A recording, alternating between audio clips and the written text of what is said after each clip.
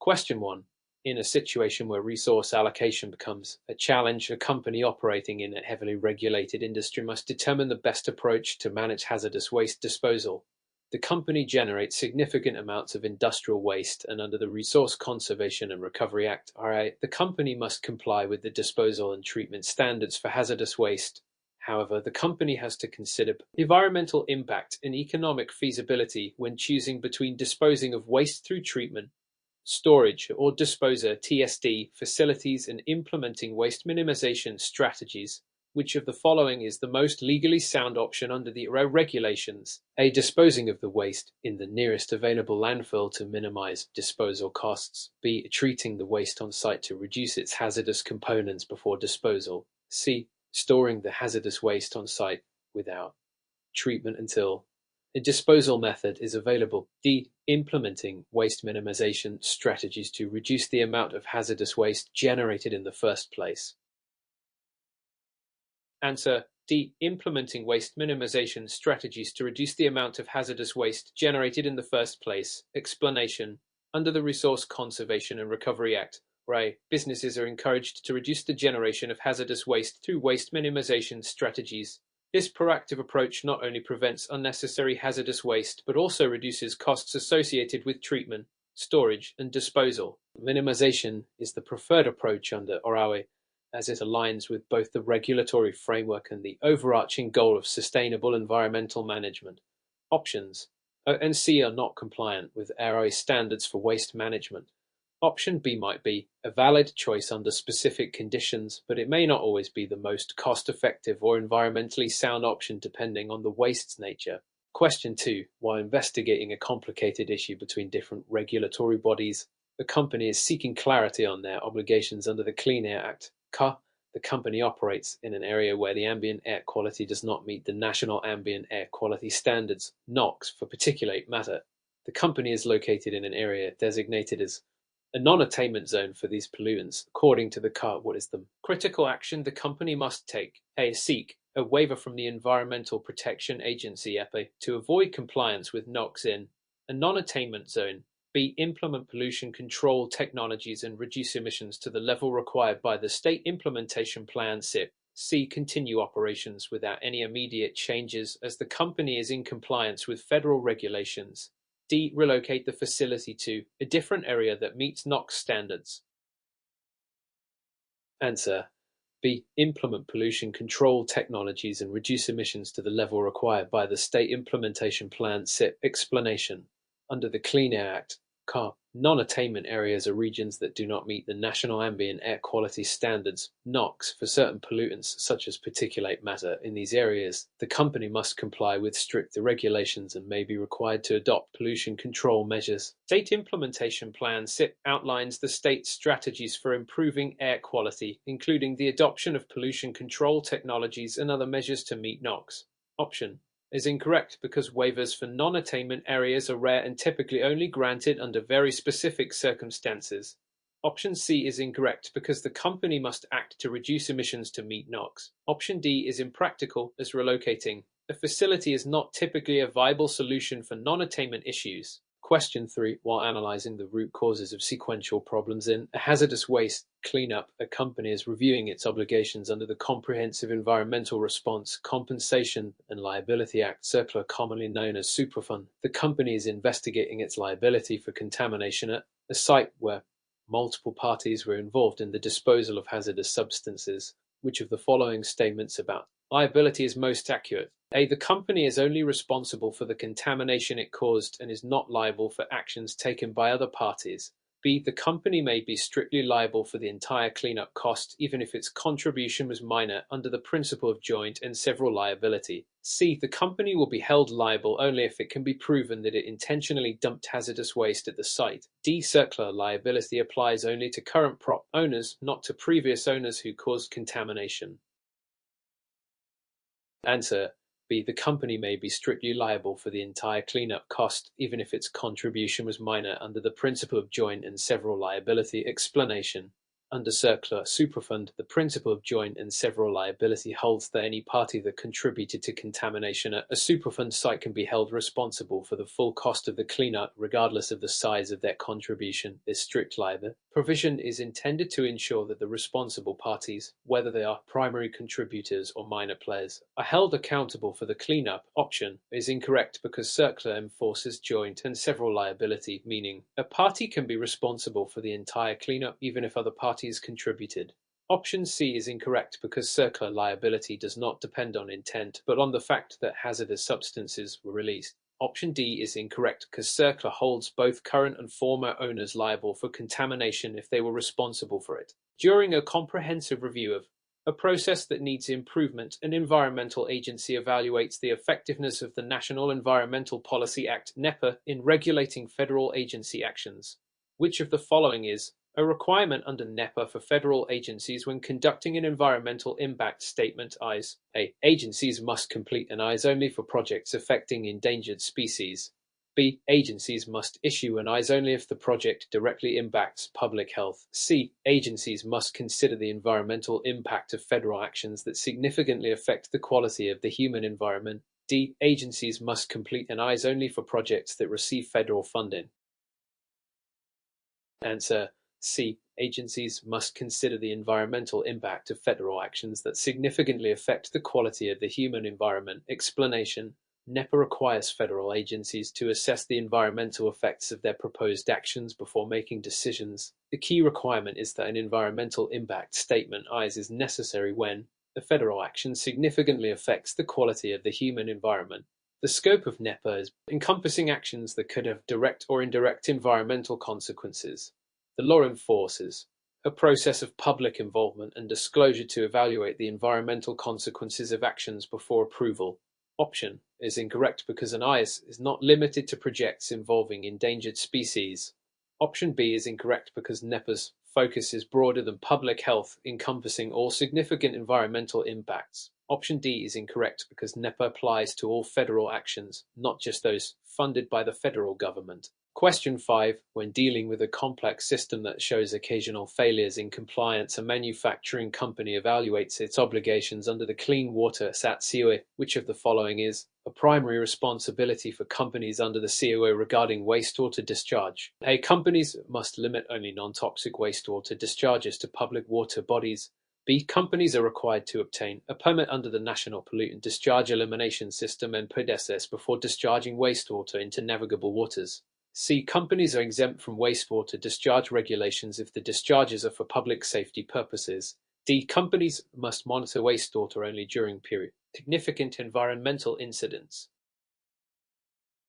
Answer B. Companies are required to obtain a permit under the National Pollutant Discharge Elimination System (NPDES) before discharging wastewater into navigable waters. Explanation: the Clean Water Act regulates the discharge of pollutants into U.S. waters and mandates that any facility discharging pollutants into navigable waters must obtain a permit under the National Pollutant Discharge Elimination System (NPDES). The NPDES system sets specific limits on the types and amounts of pollutants that can be discharged. Option is incorrect because the EU regulates all wastewater discharges, not just non-toxic discharges. Option C is incorrect because there are no blanket exemptions for public safety-related discharges under the UA.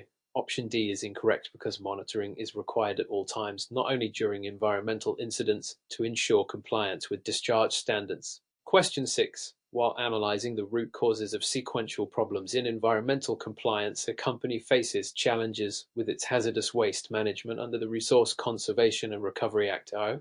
Which of the following is a key requirement of RA for companies managing hazardous waste? A. Companies are required to conduct a full environmental impact assessment before initiating hazardous waste disposal practices. B. Companies must label hazardous waste containers according to RI guidelines and store them according to specific requirements. C. Companies may dispose of hazardous waste in landfills without any regulatory oversight provided they follow state-level guidelines. D. Companies are allowed to store hazardous indefinitely as long as it is contained in secure storage. Answer: B. Companies must label hazardous waste containers according to RA guidelines and store them according to specific requirements. Explanation: RA provides the framework for the proper management and disposal of hazardous waste in the United States. It mandates that hazardous waste be identified, properly labeled, and stored according to specific safety requirements to prevent environmental harm. RA also ensures that hazardous waste is disposed in an environmentally sound manner. Option is incorrect because while environmental impact assessments are important, RA does not require them for all hazardous waste disposal practices.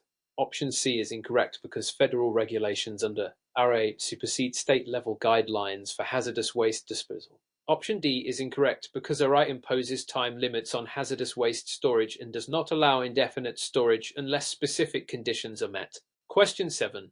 In a multi-location scenario where consistency requirements for waste disposal practices are enforced, an industrial company faces penalties under the Comprehensive Environmental Response, Compensation and Liability Act. CERCLA. Which of the following best describes the key principle behind CERCLA in regulating waste cleanup? A. CERCLA applies only to private entities, excluding government agencies from liability for hazardous waste cleanup.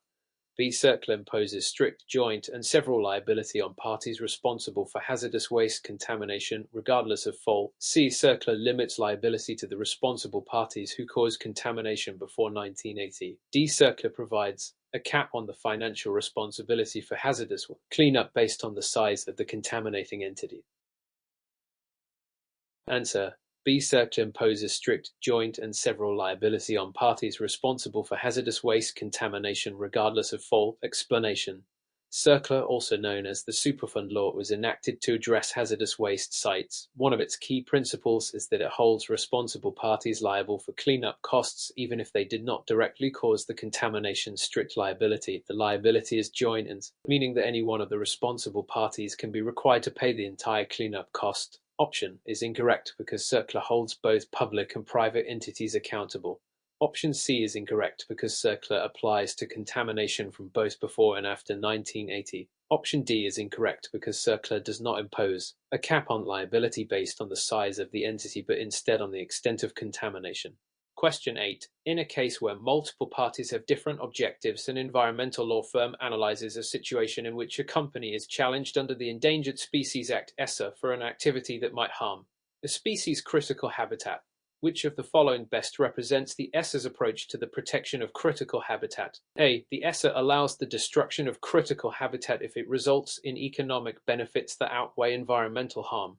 B. The ESSA requires that federal agencies consult with the U.S. Fish and Wildlife Survey before taking actions that may affect a listed species' critical habitat. C. The ESSA mandates that any private development within critical habitat zones is automatically prohibited. D. The ESSA does not apply to critical habitat protection in cases involving federal projects. Answer. B. The ESSA requires that federal agencies consult with the U.S. Fish and Wildlife Survey before taking actions that may affect a listed species' critical habitat. Explanation. The ESSA is focused on the protection of endangered species and their critical habitats. When a proposed federal action may affect a listed species or its critical habitat, the law mandates that the federal agency must consult with the U.S. Fish and Wildlife Survey to ensure the action does not jeopardize the species or destroy its critical habitat. Option is incorrect because the ESSA prioritizes environmental protection over economic considerations. Option C is incorrect because private development is not automatically prohibited in critical habitat areas, but may be subject to regulation and consultation. Option D is incorrect because the ESSA applies to all federal projects, including those affecting critical habitat. Question 9. While updating traditional approaches where interconnections between public health and environmental law are considered, a city faces pressure to reduce air pollution under the Clean Air Act, (CAR). What is the primary purpose of the National Ambient Air Quality Standards (NOx) set by the EPA? A. To eliminate all air pollution in urban areas, regardless of economic consequences. B. To set maximum allowable concentrations of specific air pollutants to protect public health and the environment. C. To reduce air pollution from industrial sources only, leaving transportation-related emissions unregulated. D. To allow flexibility in local air quality standards based on regional economic development. Answer. B. To set maximum allowable concentrations of specific air pollutants to protect public health and the environment. Explanation. The Clean Air Act CAR empowers the EPA to establish national ambient air quality standards (NOx) for pollutants considered harmful to public health and the environment.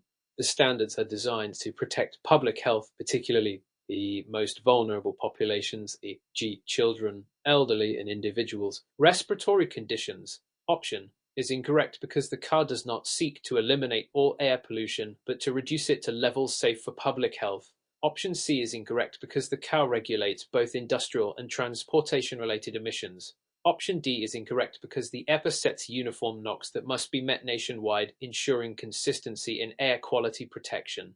Question 10. In an environment where different components must interact to ensure effective regulation of environmental issues, a company is exploring strategies to comply with the Toxic Substances Control Act (TSCA). Which of the following is a requirement for manufacturers under TSCA? A. Manufacturers are required to submit a pre-manufacture notice (PMN) to the EPA before producing a new chemical substance. B. TSCA only applies to chemicals that are directly used in agricultural products, excluding industrial chemicals. C. Manufacturers are exempt from submitting data on the safety of chemicals if they are less than 100 years old. D. TSCA mandates that chemicals must be registered with the EPA after already in commerce. And so A. Manufacturers are required to submit a pre-manufacture notice (PMN) to the EPA before producing a new chemical substance. Explanation. Under the Toxic Substances Control Act (TSCA), manufacturers must submit a pre-manufacture notice (PMN) to the EPA for any new chemical substance before it is introduced into commerce. The EPA uses this notice to evaluate the potential risks of the chemical to human health and environment. Option B is incorrect because TSCA applies to all chemicals, not just those used in agriculture. Option C is incorrect because the age of the chemical is not relevant under TSCA's regulatory framework. Option D is incorrect because TSCA requires chemicals to be evaluated before they are introduced into commerce, not after. Question 11. In a complex environmental management scenario, an industrial company must address its responsibilities under the Clean Water CUA. What is the primary role of the National Pollutant Discharge Elimination System (NPDES) in regulating water pollution? A. The NPDES program mandates that all industries must reduce water pollution to zero before discharging any wastewater into rivers. B. The NPDES program requires industries to obtain permits before discharging pollutants into navigable waters and sets limits on the amount of pollutants. C. The NPDES program only applies to municipal wastewater systems and not to industrial discharges. D. The NPDES program encourages voluntary compliance from industries to reduce wastewater discharges. Answer. B. The NPDES program requires industries to obtain permits before discharging pollutants into navigable waters and sets limits on the amount of pollutants. Explanation. The NPDES is a critical component of the Clean Water Act that regulates the discharge of pollutants into U.S. waters. Under this program, industries, municipalities, and other entities must obtain a permit before discharging pollutants into navigable waters with specific limits and monitoring requirements. The NPDES ensures that discharges do not degrade water quality and are within safe, regulated limits. Option is incorrect because it is not a requirement to reduce water pollution to zero, but to maintain limits on pollutants. Option C is incorrect because the NPDES applies to both municipal and industrial discharges. Option D is incorrect because the NPDES is a mandatory compliance program, not a voluntary one. Question 12.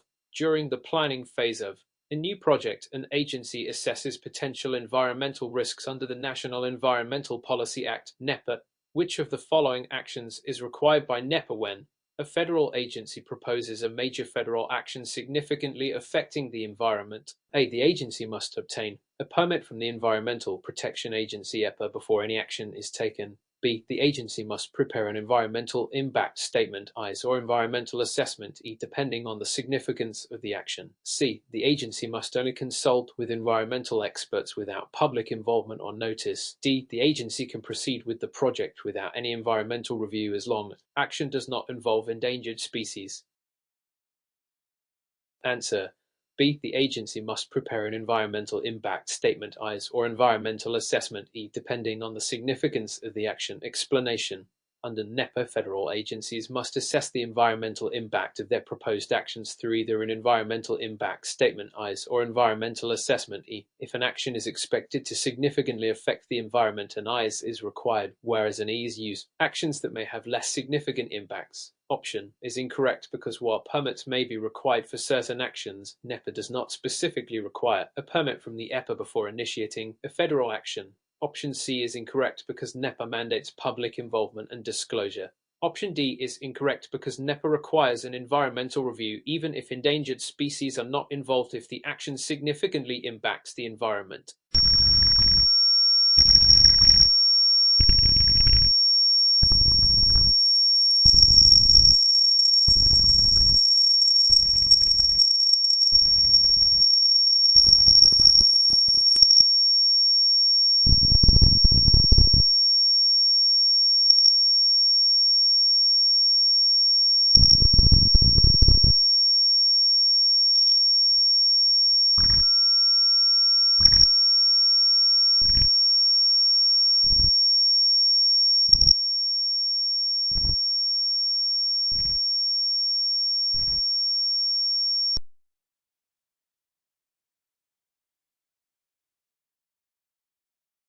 Answer C. RO requires that hazardous waste be tracked from generation to disposal and mandates that waste handlers comply with treatment, storage, and disposal standards. Explanation.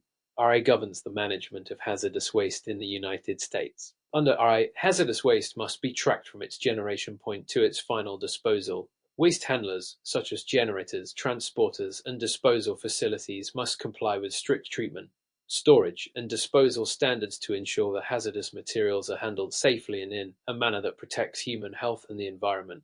Option is incorrect because RA applies to all hazardous waste, both domestic and imported. Option B is incorrect because RA does not allow indefinite storage of hazardous waste without specific disposal requirements. Option D is incorrect because RA does not mandate incineration for all hazardous waste but requires proper disposal methods that may include landfilling as long as it meets regulatory standards. Question 14. When an environmental law firm reviews the impacts of hazardous chemical spills, the firm examines the requirements under the Comprehensive Environmental Response, Compensation and Liability Act, CERCLA.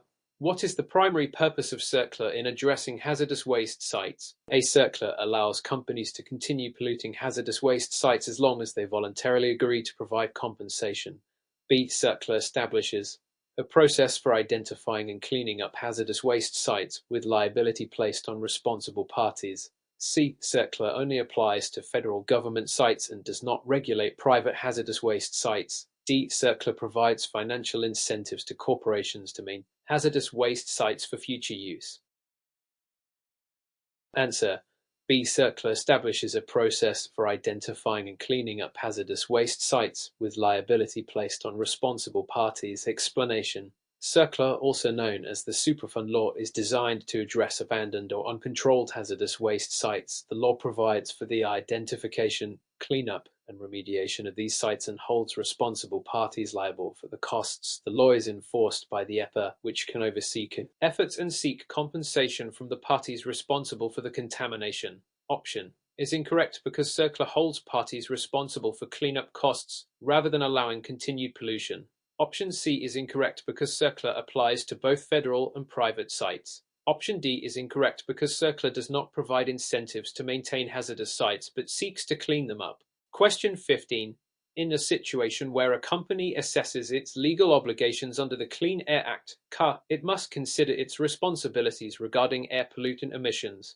Which of the following is required under the CAR for facilities emitting significant levels of air pollutants? A. Facilities must conduct regular air quality monitoring and submit data to the EPA to demonstrate compliance with established National Ambient Air Quality Standards (NOx). B. Facilities are exempt from monitoring emissions if they use renewable energy sources to operate their facilities. C. Facilities must reduce air pollution by 50% every year, regardless of their current emission levels. D. Facilities must only monitor emissions to high traffic seasons to account for short-term pollution spikes. Answer A. Facilities must conduct regular air quality monitoring and submit data to the EPA to demonstrate compliance with established National Ambient Air Quality Standards (NOx). Explanation. Under the Clean Air Act, the EPA sets national ambient air quality standards (NOx) for pollutants considered harmful to public health and the environment. Facilities that emit significant levels of pollutants are required to monitor their emissions regularly and data to the EPA to demonstrate compliance with these standards. Option B is incorrect because using renewable energy does not exempt a facility from air quality monitoring requirements under the CART. Option C is incorrect because the CART does not mandate a specific annual reduction percentage but requires facilities to meet pollution control standards. Option D is incorrect because facilities must monitor emissions continuously, not just during high traffic seasons. Question 16. A manufacturing company assesses its obligations under the Toxic Substances Control Act (TSCA) regarding the production of new chemicals. Which of the following best describes the process for introducing a new chemical under TSCA? A. Manufacturers must submit a pre-manufacture notice (PMN) to the EPA before producing a new chemical and provide information on its potential risks. B. Manufacturers may introduce a new chemical without notifying the EPA if the chemical is similar to existing substances. C. TSCA requires manufacturers to submit a pre-manufacture notice only if the chemical is hazardous to human health. D. Manufacturers are exempt omitting information on new chemicals if they are produced for personal use only.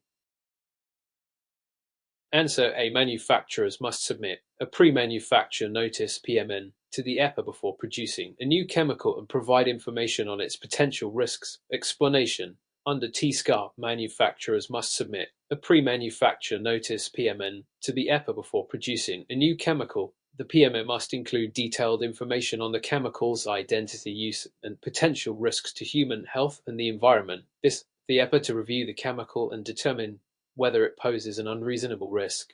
Option B is incorrect because the EPA must be notified of all new chemicals, even if they are similar to existing substances. Option C is incorrect because TSCA requires notification for all new chemicals, not just hazardous ones. Option D is incorrect because the chemical's use, personal or otherwise, does not exempt it from permanent requirements. Question 17. In an environmental audit of a company's waste management practices, firm evaluates its operations under the Clean Water (STIUE) and the Safe Drinking Water Act (SDDUE). Which of the following actions is required under the Safe Drinking Water Act for ensuring safe drinking water quality? A. The STU regulates both public and private water sources, ensuring they meet federal standards for contaminants. B. EDUE focuses solely on regulating the quality of water supplied by public water systems and does not apply to private wells. C. EDUE allows for unlimited discharges of pollutants into drinking water sources if local water treatment systems are in place. D. The STUE permits water suppliers to use treatment method as long as it meets local health standards. Correct answer B. The EDUE focuses solely on regulating the quality of water supplied by public water systems and does not apply to private wells. Explanation: the Safe Drinking Water Act (SDDUE) establishes national standards to ensure the safety of drinking water. It regulates public water systems, requiring them to meet health-based standards for various contaminants. The SDDUE does not apply to private wells unless they are part of a water system. Option A is incorrect because private wells are not regulated under a SDDUE unless they are part of a public system. Option C is incorrect because the SDDUE imposes strict regulations on contaminants in drinking water sources, prohibiting unlimited discharges. Option D is incorrect because water suppliers must use treatment methods approved by the EPA, not just meet local standards. Question 18. In a situation where an environmental agency is evaluating the impacts of a federal project on endangered species, the agency considers the protections provided under the Endangered Species Act (ESA).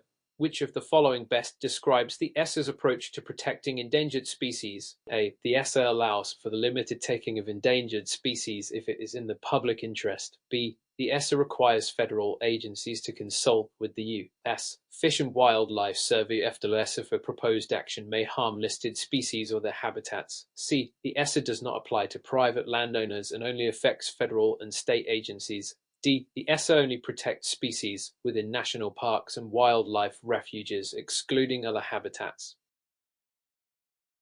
Answer B. The ESA requires federal agencies to consult with the U.S. Fish and Wildlife Survey if the U.S.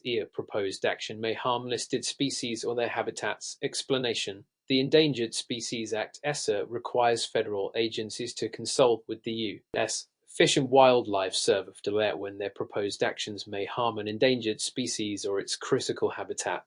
This ensures that federal actions do not jeopardize the survival of listed species. Option is incorrect because the ESSA strictly limits the taking of endangered species unless certain conditions are met and public interest does not automatically justify harm. Option C is incorrect because the ESSA applies to both public and private landowners, especially when their actions affect listed species. Option D is incorrect because the ESSA protects species in all habitats, not just those within national parks or refuges. Question 19. In a large organization where multiple departments need to coordinate effectively, what is the most important factor in ensuring cross-functional collaboration and reducing communication barriers? A. Implementing a centralized project management system. B. Relying on informal communication methods. C. Encouraging each department to work independently without oversight. D. Restricting information flow to only upper management. Answer A. Implementing a centralized project management system. Explanation. In large organizations, effective coordination across multiple departments requires a structured communication framework. A centralized project management system such as Jira, Asana, or Microsoft Teams ensures that all stakeholders have real-time access to project updates, deadlines, and responsibilities. This minimizes misunderstandings, duplication of and inefficiencies. Informal communication, option B, can create inconsistencies, while independent work without oversight, option C, can lead to misalignment. Restricting information flow, option D, may hinder transparency and slow decision-making. Question 20. During a critical transition period where existing processes are being restructured, what strategy best minimizes disruption while ensuring efficiency? A. Implementing changes gradually through a phased rollout. B. Replacing all existing processes at once. C. Ignoring employee concerns to speed up implementation. D. Removing all legacy systems without a backup plan. Answer A. Implementing changes gradually through a phased rollout. Explanation. A phased rollout allows organizations to test new processes on a smaller scale, gather feedback, and make adjustments before full implementation. This minimizes risks and ensures a smoother transition. Replacing all processes at once, option B, can overwhelm employees and lead to operational breakdowns. Ignoring employee concerns, option C, reduces buy-in, lead resistance. Removing legacy systems without a backup plan, option D, exposes the organization to potential failures with no contingency measures. Question 21. When dealing with a complex system that shows occasional failures, what is the best approach to identify the root cause and implement a long-term solution? A. Conducting a thorough root cause analysis, or CA. B. Implementing temporary fixes without investigation. C. Ignoring minor failures if they don't cause immediate harm. D. Replacing the entire system without understanding the issue. Answer A. Conducting a thorough root cause analysis, or CA. Explanation. Root cause analysis, or CA, helps identify underlying issues rather than just treating symptoms. RCA techniques like the 5 whys, or fishbone diagrams, and fault tree analysis allow organizations to address the fundamental problem, leading to long-term stability. Temporary fixes, option B, do not prevent future failures. Ignoring issues, option C, can lead to compounded problems. Replacing an entire system, option D, without analysis can be costly and may not resolve the actual issue. Question 22. In a high-stakes environment where multiple challenges arise, what leadership approach ensures that teams remain productive under pressure? A. Encouraging a collaborative and transparent culture. B. Assigning blame when problems occur. C. Withholding critical information to maintain control. D. Micromanaging every aspect of the team's work. Answer A. Encouraging a collaborative and transparent culture. Explanation. High-pressure environments require strong leadership that fosters teamwork, transparency, and accountability. A collaborative culture enables quick decision-making and innovation. Blame culture, option B, creates fear and reduces motivation. Withholding information, option C, slows down response times and causes confusion. Micromanagement, option D, reduces efficiency. This empowers employees. Effective leaders focus on clear communication, delegation, and support. Question 23. While investigating a complicated issue between different business units, what is the most effective way to ensure fair resolution? A. Conducting unbiased fact-based analysis. B. Allowing the department with high authority to decide. C. Ignoring smaller departments' concerns. D. Making decision without gathering sufficient data. Answer A. Conducting unbiased fact-based analysis. Explanation. Unbiased, data-driven analysis ensures that decisions are fair and based on factual evidence. It helps eliminate assumptions and personal biases, allowing a dominant department to decide. Option B disregards collaboration, ignoring smaller departments. Option C creates long-term inefficiencies, making uninformed decisions. Option D leads to errors and resistance. Investigations involve stakeholder engagement, objective assessments, and clear communication. Question 24. During a comprehensive review of a process that needs improvement, what should be the first step to ensure effective changes? A. Conducting a detailed performance assessment. B. Making assumptions about the issues. C. Implementing changes without consulting stakeholders. D. Avoiding feedback from employees who use the process. Answer A. Conducting a detailed performance assessment. Explanation.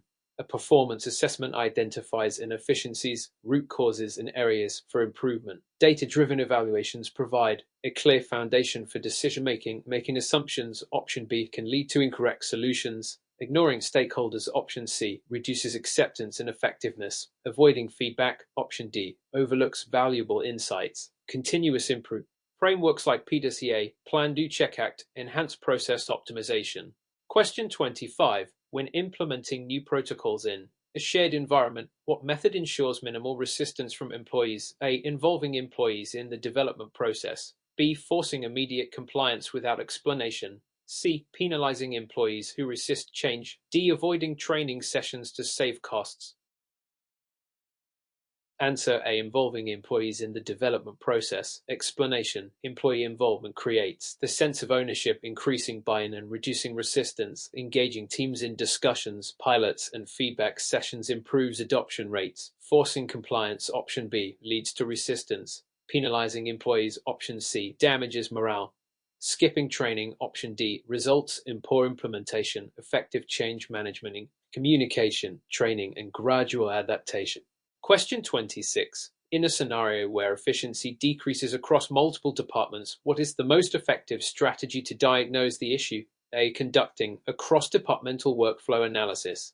B. Blaming individual employees. C. Ignoring minor inefficiencies. D. Implementing random changes without analysis. Answer A. Conducting a cross-departmental workflow analysis. Explanation. Workflow analysis identifies bottlenecks, redundancies, and communication gaps, leading to targeted improvements. Blaming individuals. Option B ignores systemic problems. Ignoring inefficiencies. Option C allows them to escalate. Random changes. Option D lack strategic direction. Data-driven insights from process mapping, time motion studies, and performance CAPE improve efficiency. Question 27. While analyzing the root causes of sequential problems in an organization, what technique provides the most structured approach? A. The 5 whys methodology. B. Guessing potential causes. C. Ignoring patterns in past failures. D. Fixing only the most visible problem. Answer A. The 5 whys methodology. Explanation. The 5 whys method helps teams dig deeper into the root cause of a problem rather than just addressing symptoms. By repeatedly asking why a problem occurs, organizations can find and fix the underlying issue. Guessing. Option B leads to misdiagnosis. Ignoring patterns. Option C prevents learning from past mistakes. Fixing only visible issues. Option D leaves hidden problems unresolved.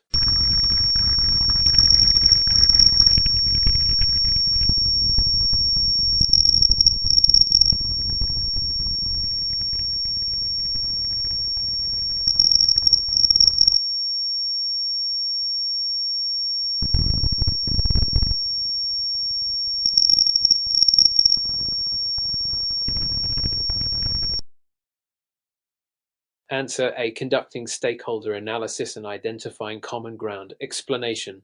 Balancing competing interests requires understanding the priorities of all stakeholders and finding mutually beneficial solutions. Stakeholder analysis helps map out interests, concerns, and potential compromises. Prioritizing influential stakeholders. Option B may create resentment among others. Ignoring concerns. Option C can lead to long resistance. Implementing a short-term solution. Option D without considering long-term effects can cause future conflicts. A structured approach like the interest-based negotiation method ensures sustainable decisions. Question 29. During an emergency response where multiple areas are impacted, what is the key factor in ensuring a coordinated and effective reaction? A. Establishing a clear chain of command and communication plan.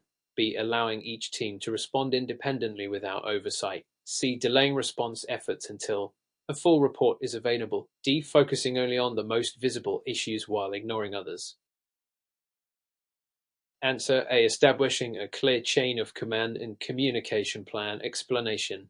In emergency situations, a structured command system, e.g., incident command system, ensures clear roles, responsibilities, and communication flow. Independent, uncoordinated responses, option B, lead to inefficiencies and confusion. Delaying action, option C, can result in greater damage. Focusing only on visible issues, option D, ignores potential secondary risks. Emergency protocols should include real-time communication, resource allocation, and adaptability to changing conditions. Question 30. In a situation where formal requirements conflict with operational realities, what is the best way to ensure compliance while maintaining efficiency? A. Identifying areas where adjustments can be made without violating regulations.